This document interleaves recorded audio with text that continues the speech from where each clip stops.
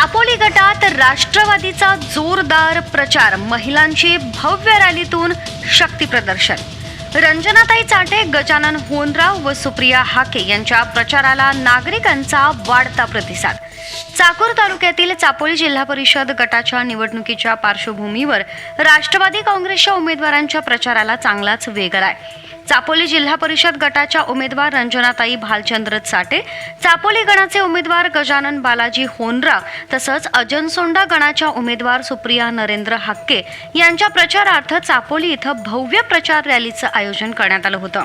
या प्रचार रॅलीत चापोलीसह संपूर्ण गटातील महिला नागरिकांनी मोठ्या संख्येनं उत्स्फूर्त सहभाग नोंदवला. हातात पक्षाचे झेंडे, घोषणा देत उमेदवारांच्या समर्थनार्थ महिलांनी रॅलीतून आपली ताकद दाखवून दिली.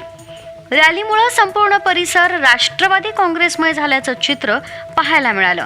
रॅली दरम्यान उमेदवारांनी मतदारांशी संवाद साधत विकास कामांचा आढावा मांडला.